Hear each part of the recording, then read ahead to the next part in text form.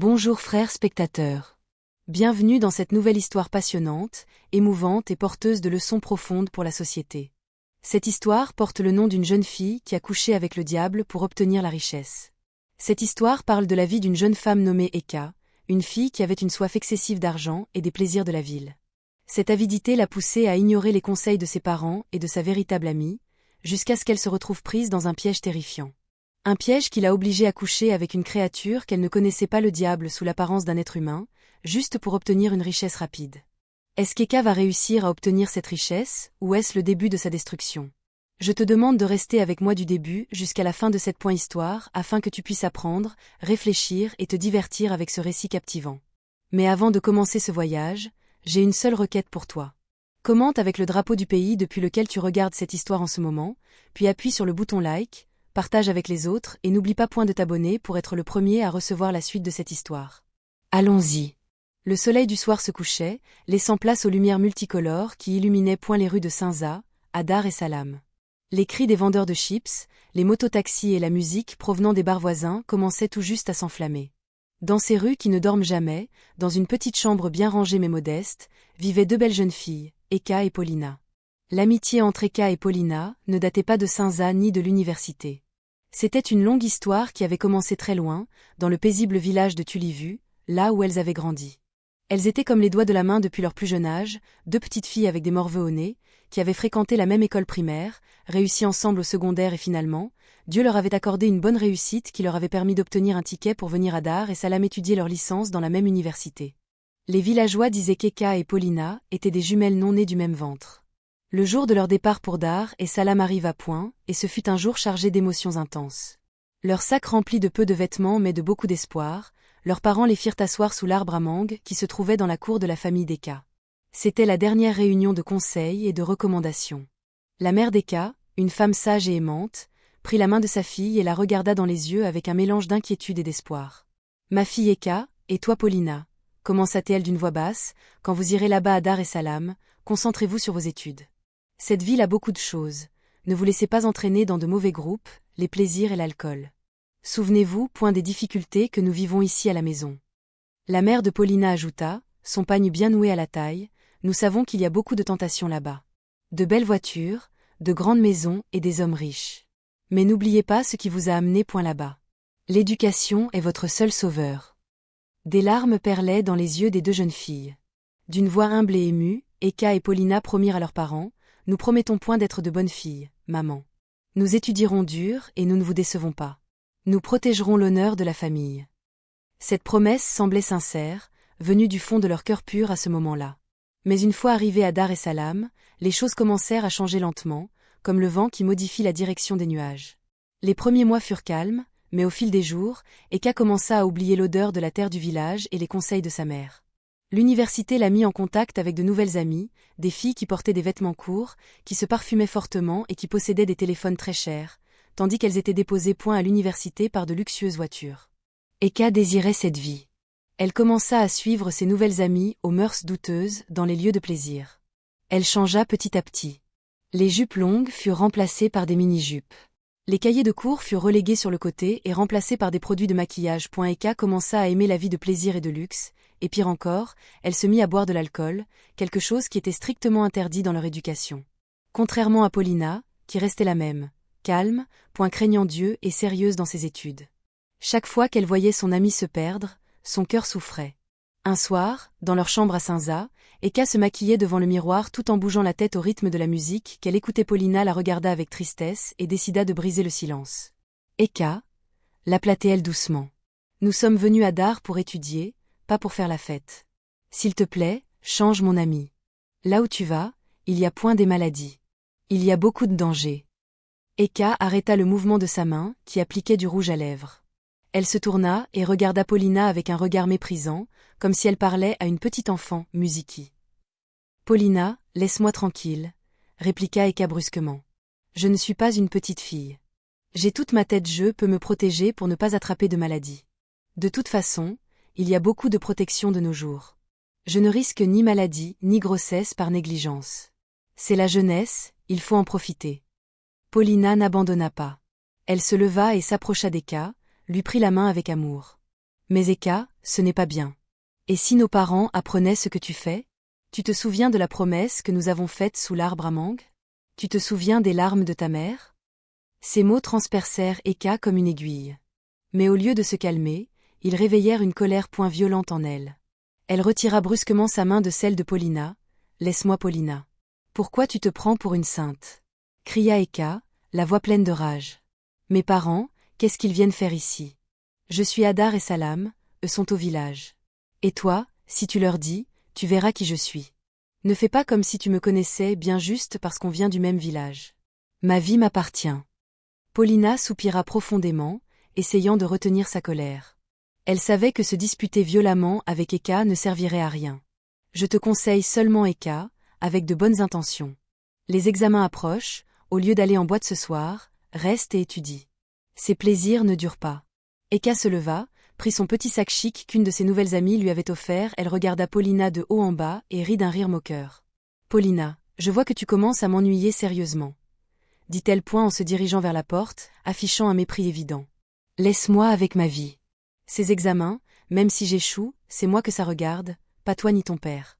Chacun se bat pour sa propre vie. » Dans un grand bruit, Eka ouvrit la porte-poing et la claqua violemment. Elle laissa Paulina assise sur le lit, regardant cette porte avec un immense regret. Elle ne savait pas que ce n'était que le début du voyage vers les ténèbres totales que son amie chérie avait décidé d'emprunter. Malgré tous les efforts sincères de Paulina pour ramener son amie sur le droit chemin, Eka s'était déjà bouché les oreilles. Pour elle, les conseils de Paulina étaient comme le croassement des grenouilles qui n'empêchent pas le bœuf de boire de l'eau. Chaque jour, le fossé entre ces deux amies grandissait davantage. L'une s'enfonçait dans les livres et la prière, l'autre sombrait dans le monde des plaisirs et de la quête point d'argent facile. Ce jour-là, il faisait une chaleur étouffante à Hadar et Salam. Eka et Paulina rentraient de l'université vers leur maison à Saint-Za. Paulina portait une pile de livres dans les bras et discutait du cours d'économie qu'elle venait de suivre point, mais Eka était occupée avec son nouveau téléphone cher, prenant des selfies et les postant en ligne. Soudain, une luxueuse voiture noire, une Toyota Crown, vira brusquement au coin de la rue et s'arrêta net à côté d'elle dans un crissement de frein. Un peu de poussière s'éleva. Paulina sursauta et recula, pensant que le conducteur avait perdu le contrôle, mais Eka resta immobile, ajustant ses cheveux devant le rétroviseur de la voiture. La vitre descendit lentement et un jeune homme élégant, lunettes de soleil sur le nez, chemise de marque, descendit en souriant. Il dégageait un parfum si puissant qu'on se retournait 2 fois. Sans salutation ni préambule, le jeune homme les détailla de haut en bas. « Salut les beautés », dit-il en jouant avec les clés de sa voiture. « J'ai besoin d'une jolie femme pour passer la soirée avec moi. J'ai 100 000 ici en cash. Laquelle de vous deux est prête à partir avec moi tout de suite ?» Paulina sentit le sang lui monter à la tête. Elle se sentit humiliée et profondément offensée. Pour elle, une femme valait bien plus que des billets de banque. Elle ouvrit la bouche pour l'insulter, mais avant qu'elle ne dise un mot, les paroles d'Eka la figèrent. Eka ne se fâcha pas, au contraire, elle afficha un large sourire séduisant et s'approcha du jeune homme point en ondulant des hanches. « 100 000 ?» demanda Eka d'une voix mielleuse, musiquée, puis elle rit légèrement avec mépris. « 100 000, c'est trop peu pour une beauté comme moi. Monte à 50 000 de plus et je monte dans la voiture tout de suite. » Paulina regarda Eka, stupéfaite au-delà des mots. Elle n'en croyait pas ses oreilles. « Eka, qu'est-ce que tu fais ?» cria Paulina, la voix tremblante de tristesse et de colère. « Tu te vends, Eka? Tu veux coucher avec un homme dont tu ne connais même pas le nom juste pour de l'argent? As-tu perdu la tête, mon ami ?» Eka se tourna vers Paulina avec un regard plein de haine, musiquée. « Fiche-moi la paix, toi la villageoise », lui lança-t-elle devant le jeune homme. « Reste là avec tes livres de misère. Moi je veux une belle vie. » Sans un regard en arrière, Eka ouvrit la portière, monta dans la voiture point et celle-ci démarra en trombe, laissant derrière elle un nuage de fumée et de poussière qui enveloppa Paulina restée figée comme une statue. Paulina resta là, le cœur brisé. Elle ne comprenait pas qu'Annie ou leur amitié point s'était perdue. Elle se demandait ce qui avait pu transformer Eka, au point qu'elle renie sa dignité pour quelques billets. Elle rentra chez elle à pied, les larmes aux yeux. Le soir venu, la porte de leur chambre s'ouvrit brutalement. Eka entra rayonnante, plus joyeuse que jamais. Paulina était assise sur son lit, la Bible à la main, mais elle ne lisait pas. Elle attendait son amie. Dès qu'Eka entra, Paulina décida de tenter un dernier conseil, d'une voix douce et triste. « Mon ami Eka, je t'en supplie au nom de Dieu. Ne laisse pas les plaisirs et les vices te détruire à ce point. Le bout de ce chemin n'est pas bon du tout. Tu finiras par le regretter quand il sera trop tard. Nous sommes venus ici à Dar pour étudier et construire un avenir, pas pour nous prostituer et courir après des hommes en voiture. Eka ne répondit pas un seul mot. Au lieu de cela, elle sortit une liasse de billets de 10 000 de son sac-poing et se mit à les compter ostensiblement devant Paulina. Elle les étala sur le lit comme pour les faire sécher. « Tu ne comprends rien, toi la villageoise ?» dit Eka en riant avec arrogance. « C'est pour ça que tu vis si mal. Tu n'as même pas un bon téléphone. Tu n'as pas de beaux vêtements. Ton travail, c'est d'étudier des livres, point qui ne te rapportent rien. Ne me conseille pas, s'il te plaît.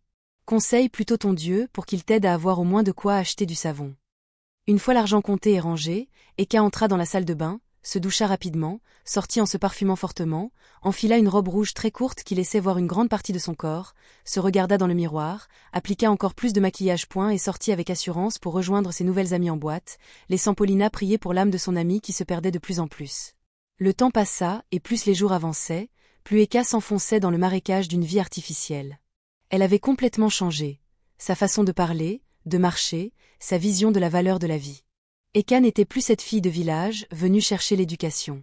Elle s'était transformée en une socialité de la ville dont toute la vie dépendait des likes et des commentaires d'inconnus sur les réseaux sociaux. Instagram et Snapchat étaient devenus ses scènes principales. Elle avait une soif insatiable de vivre comme les grandes stars de cinéma et de musique. Pourtant, en réalité, elle n'en avait pas les moyens financiers. Chaque matin, au lieu d'ouvrir ses cahiers de cours, Eka passait 2 heures devant le miroir à se maquiller lourdement et à enfiler des vêtements qu'elle empruntait souvent ou achetait à crédit. Pour elle, paraître riche était plus important que l'être réellement. Eka était devenue accro au voyage, non pas pour se cultiver, mais pour avoir du contenu à poster en ligne. Elle cherchait des hommes fortunés pour qu'ils l'emmènent dans des hôtels chers à Zanzibar ou dans des parcs animaliers, non pas pour se reposer, mais pour prendre des photos. Elle prenait des centaines de photos par jour, au bord de la piscine avec un cocktail cher, allongé sur des draps blancs d'un hôtel 5 étoiles. Elle les postait par série avec des légendes comme « Living my best life » ou « Blessed beyond mesure », tout en sachant pertinemment qu'elle n'avait même pas l'argent du retour à Dar es Salaam. Les gens en ligne l'admiraient. Elle recevait des milliers de likes et de commentaires flatteurs. « Eka, tu vis vraiment la belle vie. Je veux être comme toi. » C'était comme de la nourriture pour son ego. Cela l'enivrait et la convainquait qu'elle valait mieux que les autres. Surtout mieux que Paulina qu'elle considérait désormais comme une arriérée du village. Pour maintenir cette vie de mensonge, Eka entra dans un cercle vicieux et dangereux. Elle commença à coucher avec différents hommes, des jeunes voyous aux vieux qui avaient l'âge de son père, du moment qu'il lui donnait de l'argent pour acheter de nouveaux vêtements, des perruques chères et des téléphones dernier cri pour prendre de plus belles photos. Mais même cet argent ne suffisait jamais. À plusieurs reprises, Eka se retrouva à emprunter de l'argent à des taux d'intérêt exorbitants juste pour louer une belle voiture une journée, aller en boîte avec et prendre des photos en tenant les clés. C'était du théâtre, une vie sans fondation. Paulina assistait à tout cela le cœur serré. Souvent, quand elles étaient dans la chambre Musiki, Eka exhibait sa nouvelle perruque en se moquant. « Paulina, regarde comme cette perruque est belle. Toi tu vas rester avec tes tresses artisanales jusqu'à ta mort. » Ou encore, « Un jour viendra où je rencontrerai un vrai Richard, je le plumerai jusqu'à devenir millionnaire et toi tu resteras là avec ta poussière de livres. » Paulina la regardait avec pitié, les larmes aux yeux. « Eka, mon ami, ne vois-tu pas comment tu te perds ? Tu vends ta dignité pour des photos Instagram. Ces hommes dont tu dépends te laisseront tomber quand ils se lasseront et tu te retrouveras sans rien. Retourne à l'université Eka. L'éducation est la seule chose qui ne t'abandonnera jamais. » Mais ses conseils s'évaporaient dans l'air. Eka avait complètement changé. Ses présences à l'université étaient sporadiques. Elle n'y allait qu'1 jour sur 2, souvent avec des lunettes noires pour cacher la fatigue des nuits blanches en boîte. Elle ne se souciait plus des examens ni des contrôles en classe. Elle voyait l'université comme un obstacle à la richesse rapide qu'elle désirait. Paulina essaya toutes les approches, conseils, prières, tentatives de l'empêcher de sortir la nuit. Mais Eka était comme une bête sauvage, refusant d'être privée de sa proie. Elle insultait Paulina, l'accusait d'être jalouse de sa beauté. Finalement, Paulina se lassa. Elle décida de se taire et de regarder son amie s'approcher du gouffre sans pouvoir la retenir. Eka s'était enfoncée dans un monde illusoire, attendant le jour sans nom qui, croyait-elle, la rendrait riche. La vie d'Eka était déjà entrée dans un cycle sans fin de ténèbres et de mensonges. Pour elle, le calendrier ne se mesurait plus aux horaires de cours ou aux progrès académiques, mais à l'arrivée du week-end. Chaque vendredi, Eka était prise d'une excitation étrange qui lui faisait même oublier le nom de l'université qu'elle fréquentait. Avec ses amis du même acabit, Sarah et les autres, elle passait la journée entière à se coiffer, se teindre les ongles, choisir des tenues trop osées pour leur âge et leur dignité. Leur unique objectif, aller dans les endroits de luxe de Dar es Salaam pour chercher des hommes riches capables de financer leur plaisir pour une nuit, pendant que la musique lourde résonnait dans les boîtes et que la fumée de cigarettes emplissait l'air. Eka se prenait pour la reine de la ville. Elle utilisait son corps comme appât pour attirer les hommes prêts à payer n'importe quel prix pour une nuit de fête. Elle s'était habituée à l'alcool fort, au bruit assourdissant des clubs et au retour à l'aube, si bien que le calme de leur chambre avec Paulina commençait à l'étouffer et à la faire se sentir comme en prison. L'argent qu'elle gagnait de manière illicite ne restait jamais. Il partait dans le remboursement de dettes anciennes, l'achat de nouveaux cosmétiques, le paiement de boissons chères pour paraître au-dessus du lot devant ses amis. Un jour, un vent de malchance se mit à souffler très fort sur Eka. Toute la semaine s'était écoulée sans qu'elle trouve un seul gros poisson pour lui donner de l'argent, le loyer de la chambre approchait de son échéance et ses réserves de nourriture avaient fondu comme neige au soleil. Pour la première fois depuis longtemps, Eka se retrouva sans un seul shilling pour acheter ne serait-ce qu'un forfait internet afin de continuer son théâtre sur les réseaux. Elle se sentait misérable, seule et rongée par l'angoisse. Dans un moment de désespoir fin et d'humilité calculée, elle s'approcha de Paulina qui était assise par terre, concentrée sur son livre de droit. Cette fois, Eka n'avait ni son arrogance habituelle, ni son mépris ostentatoire. Elle s'avança doucement, s'assit à côté d'elle, baissa un peu la tête et afficha un visage de profonde tristesse, qui fit sursauter Paulina, laquelle posa son livre. « Paulina, mon amie depuis l'enfance, aide-moi », commença Eka d'une voix très basse et douce, une voix qui rappela à Paulina leur amitié sincère au village, avant que la ville ne la souille. « Ma situation est vraiment très grave, plus que tu ne peux l'imaginer. Je t'en prie, prête-moi un peu d'argent, j'ai une urgence familiale très grave que je ne peux même pas t'expliquer pour l'instant. Je te jure sur tout ce que j'ai de plus cher, dans 3 jours seulement je te rends tout. Aide-moi mon ami, tu es la seule personne vers qui je peux me tourner dans cette ville de Dar es Salaam. » Paulina, malgré toutes les blessures du passé, avait encore un cœur tendre et un amour véritable. Elle fut très touchée. Elle se dit que c'était peut-être la dernière leçon qu'Eka recevrait et que cela la ramènerait à la raison. L'argent que Paulina possédait était ses dernières économies pour la nourriture et le transport. De l'argent que ses parents avaient envoyé avec beaucoup de peine après avoir vendu leur récolte. Sans hésiter ni réfléchir à 2 fois, Paulina se leva, alla chercher son sac de livres et en sortit la somme qu'elle tendit à Eka. Prends Eka, mais je t'en supplie au nom de la miséricorde de Dieu, rends-moi ça après les 3 jours que tu as promis, parce que c'est tout ce qui me reste pour survivre tout le mois. Dit Paulina d'une voix douce et pleine d'espoir. Eka prit l'argent avec une joie qui cachait beaucoup d'hypocrisie, remercia Paulina et lui promit avec effusion qu'elle ne la décevrait jamais cette fois. Mais la promesse d'Eka était aussi solide que des écrits sur le sable au moment de la marée haute. 3 jours passèrent, et Paulina ne vit même pas l'ombre d'un remboursement. Au contraire, elle vit Eka rentrer au milieu de la nuit, complètement ivre, riant très fort et portant des sacs de vêtements neufs très chers qu'elle avait achetés avec l'argent même de Paulina. Paulina essaya de patienter encore 2 jours, mais quand la faim commença à lui tordre l'estomac et que l'argent du transport pour aller en cours manqua, elle rassembla son courage et réclama à son ami. Le 4e jour, très tôt le matin, avant qu'Eka ne commence son rituel de maquillage et de sortie, Paulina s'approcha poliment et d'une voix humble. Eka, pardon mon ami. Tu m'avais dit de ta propre bouche que tu me rendrais mon argent après 3 jours seulement. Comment se fait-il que tu gardes le silence maintenant ? S'il te plaît, rends-moi au moins la moitié, je n'ai même pas de quoi payer le transport pour aller en cours aujourd'hui. Soudain, comme frappé par la foudre, le visage d'Eka se transforma en celui d'une bête sauvage. La douceur feinte des 3 jours précédents s'évapora comme de la fumée et fut remplacée par une colère terrible et un mépris extrême. Elle regarda Paulina de haut en bas avec dédain. « Je n'ai pas d'argent à te donner. Tue-moi maintenant. Tue-moi donc !» cria Eka d'une voix furieuse qui résonna jusque dans la rue. Tu me réclames comme ça en hurlant, comme si j'avais volé cet argent ? Je t'avais dit que je te rendrais quand j'en aurais. Là tout de suite je n'ai même pas 5 centimes. Qu'est-ce que tu veux que je fasse ? Que je vende mon âme ou mon rein ? Enlève-moi tes cris d'ici. Paulina resta bouche bée. Ses mains tremblaient, ses yeux se remplirent de tristesse et d'un choc immense face à une trahison aussi flagrante. Eka, je t'ai prêté cet argent de tout mon cœur et avec la confiance que tu étais mon ami de sang. Aujourd'hui tu me réponds avec mépris et insultes comme ça ? C'était mes dernières économies pour manger. Tu sais très bien à quel point la vie est dure pour nos parents au village, comment ils se saignent pour nous envoyer chaque centime. Eka ne voulait rien entendre sur le village, ni sur les parents. Elle rangeait ses nouveaux vêtements dans l'armoire avec une arrogance extrême. Et alors ? Qu'est-ce que je dois faire si je n'ai pas ? Est-ce que c'est moi qui ai causé ta pauvreté et celle de tes parents ? Ne me suis pas comme ton ombre pour quelques misérables centimes. Eka répondit avec une violence finale. prit son sac, se vaporisa du parfum à outrance et sortit en claquant la porte si fort qu'elle faillit se briser, laissant Paulina debout au milieu de la chambre, tremblante de chagrin et de douleur face à la trahison de la personne en qui elle avait le plus confiance toute sa vie. Paulina s'assit par terre, se couvrit le visage des 2 mains et se mit à pleurer doucement, d'un pleur profond et déchirant. Elle n'arrivait pas à croire que sa gentillesse s'était transformée en haine et en mépris. Pendant ce temps, Eka marchait avec assurance vers la rue, déjà en train de préparer un nouveau plan pour emprunter de l'argent ailleurs par la ruse afin de continuer sa vie de luxe, Musiki. Sans savoir que la chaîne de dette et d'injustice qu'elle avait tissée était une longue corde qui finirait par l'étrangler dans un futur proche. Le comportement d'Eka était devenu comme une plaie incurable qui rongeait sa dignité jour après jour. Après avoir traité sa meilleure amie Paulina avec une telle cruauté en lui volant ses économies, Eka ne s'arrêta pas là et ne montra aucun remords. Sa soif de paraître comme une femme puissante, une bad girl de la ville et une beauté chère à Dar, et sa lame la poussa dans un piège encore plus dangereux. Eka entra dans un cycle effrayant et stupéfiant d'emprunts auprès de tous ceux qui l'entouraient, sans se soucier de leur capacité à se faire rembourser. Elle commença par les voisins du quartier voisin en inventant une histoire d'écolage, puis passa à la maman Tilly du coin qui gagnait sa vie avec peine, et même aux jeunes des petits commerces qui lui donnèrent leurs maigres économies.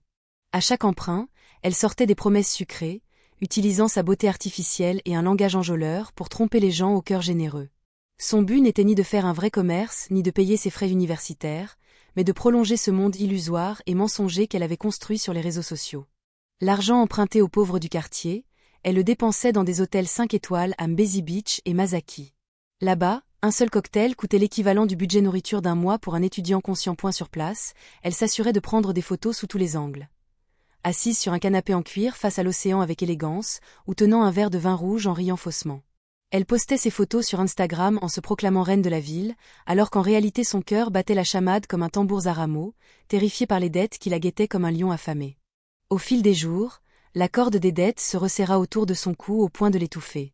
L'argent pour rembourser n'existait plus et ses astuces habituelles, éteindre son téléphone, se cacher dans la chambre, commencèrent à ne plus marcher.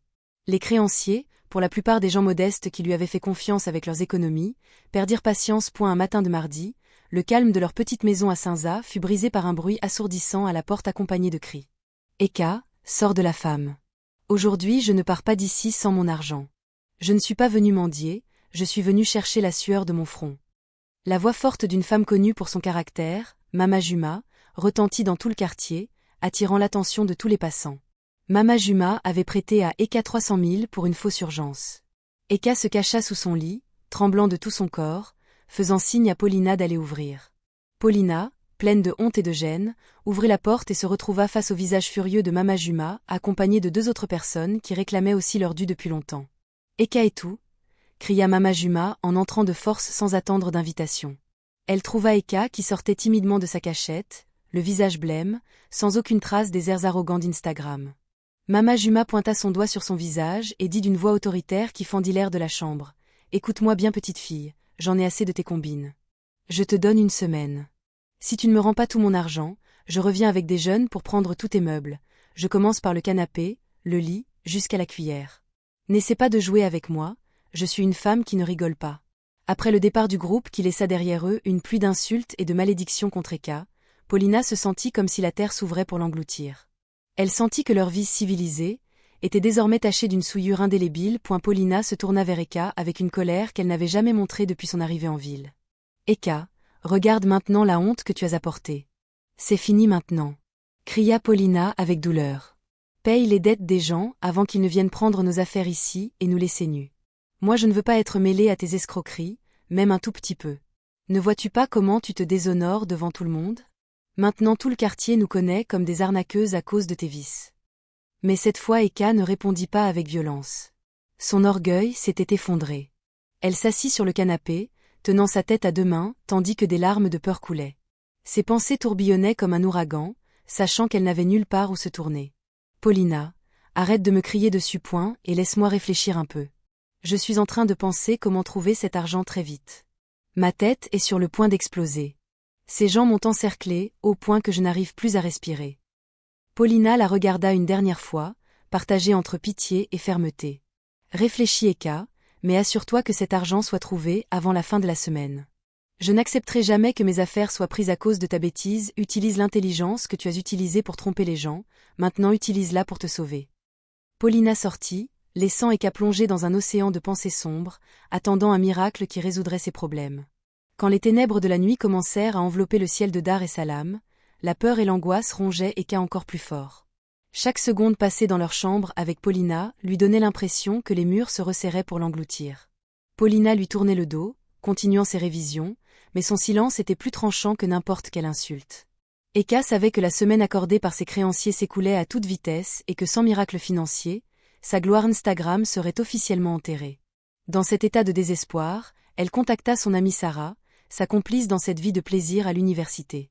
Eka se parfuma fortement, enfila une robe très courte cousue avec soin pour cacher sa fatigue et son stress, puis attira Sarah à l'écart et lui murmura d'une voix désespérée mais pleine d'un dernier espoir. « Allons en boîte ce soir Sarah, s'il te plaît. Ma situation est catastrophique, les dettes m'étranglent. Je peux peut-être trouver un seul client qui me donnera assez pour payer ces dettes qui me tuent, parce que cette Paulina me harcèle tous les jours, la vie est devenue très dure dans cette chambre. » Eka dit cela en ajustant légèrement sa perruque devant le petit miroir de poche.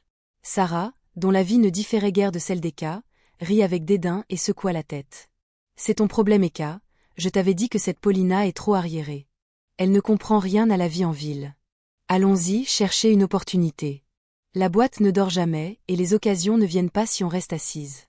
N'écoute pas cette villageoise qui répète toujours la même vie. » Elles se dirigèrent vers l'une des boîtes de nuit les plus chics et réputées de la ville, un endroit où l'amapiano et les lumières violettes dominaient l'atmosphère. L'odeur des alcools chers et de la fumée de chicha emplissait l'air.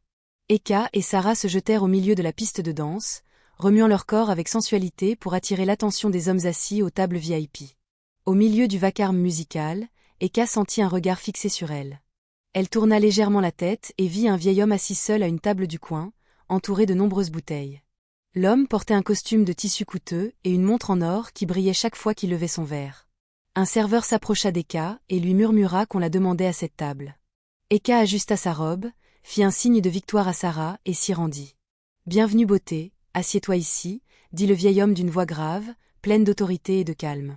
Eka s'assit en essayant de paraître comme une femme de grande classe. Le vieil homme la regarda avec un petit sourire qui n'atteignait pas ses yeux point et lui demanda. « Qu'est-ce que tu bois ce soir ma beauté ? Commande ce que tu veux, ne t'inquiète pas du prix. » Eka voulut montrer qu'elle n'était pas novice dans la vie de luxe. Elle cita la boisson la plus chère qu'elle connaissait. « Je prends du Louis Roederer, bien frais, » répondit-elle point en s'appuyant sur la chaise. Cette boisson valait des millions de shillings, mais le vieil homme ne broncha pas. Sans hésiter, il fit signe au serveur et commanda 2 bouteilles de ce champagne de luxe. Au fond d'elle, Eka jubilait et cria intérieurement de joie. « Voilà l'homme qu'il me faut. J'ai pêché le gros poisson. » pensa-t-elle en le regardant avec convoitise. Les verres furent remplis et ils commencèrent à boire au milieu du bruit. « Comment tu t'appelles ma beauté ?» demanda le vieil homme en rapprochant sa chaise d'Eka, dégageant un parfum ancien mais coûteux. « Je m'appelle Eka, » répondit-elle en riant avec élégance. « Et toi le gentleman, comment tu t'appelles ? Parce que tu as l'air d'être quelqu'un de très important ici en ville. » Le vieil homme rit doucement, un rire qui ressemblait au grondement d'une machine. « On m'appelle Mzematosa. Mon nom n'est pas inconnu dans les grosses affaires de cette ville. » Ils parlèrent longtemps, Eka s'efforçant de le divertir avec des histoires de la ville. Après une demi-heure, Mzematosa s'appuya sur sa chaise et dit « Eka, je t'aime beaucoup. J'aimerais qu'on parte d'ici tout de suite et qu'on aille se reposer dans un endroit plus calme. Chez moi, qu'est-ce que tu en dis ?» Eka savait que c'était le moment de récolter, elle ne voulait pas rater cette chance pour de fausses pudeurs. Elle le regarda droit dans les yeux et posa la question qui la taraudait depuis qu'elle s'était assise. « Mzematosa, j'ai un petit problème. Si on part d'ici, tu as combien pour me soulager ? Combien tu as pour moi ce soir ?» Mzematosa sourit. « Toi tu veux combien ma beauté ? Dis le montant qui calmera ton cœur. » Eka pensa à ses dettes et à ses besoins, et décida de demander une somme qu'elle croyait énorme. « Je veux 100 000 pour ce soir. Ça suffira largement à me rendre heureuse. » répondit-elle en espérant qu'ils discutent. Même Mzematosa rit avec un mépris qui montrait que 100 000 était pour lui de l'argent de cacahuète. « 100 000 c'est trop peu Eka. Point moi je te donne 2 millions cash, et si tu me satisfais encore plus, je t'ajouterai d'autres demain matin. » Quand Eka entendit 2 millions, elle eut l'impression d'avoir gagné un ticket pour le paradis. Elle rit très fort, applaudit avec excès au point que les gens des tables voisines se retournèrent pour la regarder avec étonnement. 2 millions. C'était plus que la dette de Mama Juma, plus que l'argent de Paulina, et il lui resterait encore beaucoup pour continuer sa vie de star des réseaux. Sans savoir ce qui l'attendait, Eka accepta l'offre, convaincu que cette nuit serait sa nuit de libération. Mais en réalité, ce fut la nuit qui la conduisit dans un gouffre de ténèbres sans porte de sortie. Et c'est ici que se termine la première partie de cette belle histoire de la jeune femme qui a couché avec le diable. Rendez-vous dans la deuxième partie pour découvrir. Est-ce qu'Eka est allée coucher avec Mzematosa? Qu'est-ce qui s'est passé quand elle est allée coucher avec Mzematosa? N'oublie pas de regarder la deuxième partie de cette histoire captivante. Avant de partir, je te demande une seule chose.